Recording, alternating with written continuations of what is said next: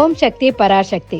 நாம 51 சக்தி பீடத்துல இப்போ விமலா தேவி, அதாவது பூரி ஜெகநாதர் கோவிலுக்கு உள்ளேயே இருக்கிற விமலா தேவியை தாங்க பார்த்துட்டு இருக்கோம்.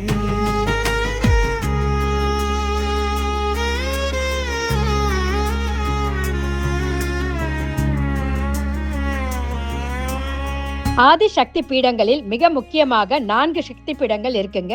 அதுல இந்த விமலா தேவி சக்தி பீடம் முதன்மையானதாகவும் முக்கியமானதாகவும் வணங்கப்படுது.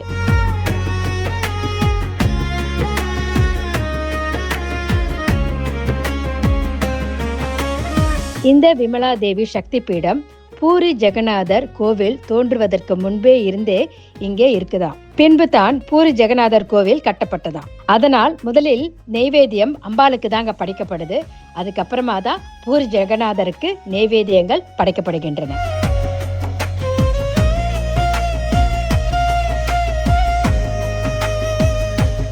எல்லா சக்தி பீடங்களிலும் சிவபெருமான் பைரவராக அம்பாளை காத்து வருகிறார். ஆனால் பூரியில் உள்ள இந்த விமலா தேவிக்கு ஜெகநாதரே பைரவராக இருந்து காத்து வருகிறார்.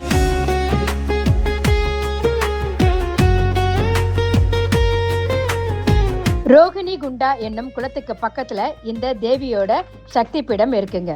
8ஆம் நூற்றாண்டில் ஆதி சங்கரால் இந்த கோவில் மீண்டும் புதுப்பிக்கப்பட்டதாக வணங்கப்படுகிறது.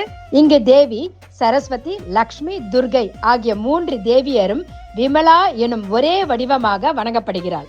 1623 1647 வரை ஆண்ட நரசிம்ம தேவா என்னும் அரசர் தேவிக்கு பிரசாதமாக மாமிசத்தையும் மீனையும் படைத்ததாக இங்குள்ள கல்வெட்டுக்கள் குறிப்பிடுகின்றன.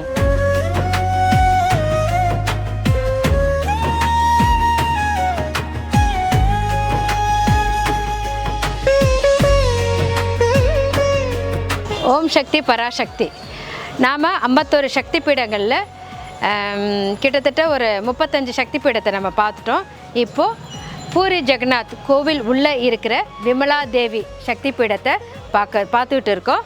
அதாவது உள்ளே வந்து கேமரா அலௌடு இல்லைங்க, அதனால் நான் இங்கேருந்து சொல்லிடுறேன். அம்பாலோட பாதம் விழுந்த இடம்தான் இந்த சக்தி பீடம். அதாவது கல்கட்டாவில் இருக்க காளி பார்த்திங்கன்னா அங்கே இருக்க அம்பாள் வந்து சுண்டு விரல் விழுந்ததாக வணங்கப்படுகிறது. இங்கே அந்த சுண்டு விரல் விழுந்த பாதம் வந்து விழுந்ததாக நம்பப்படுகிறது. உள்ள தேவியர் பேர் வந்து ரேவத்தின்னு சொல்லியும் அம்பாலை இங்கே வணங்குறாங்க.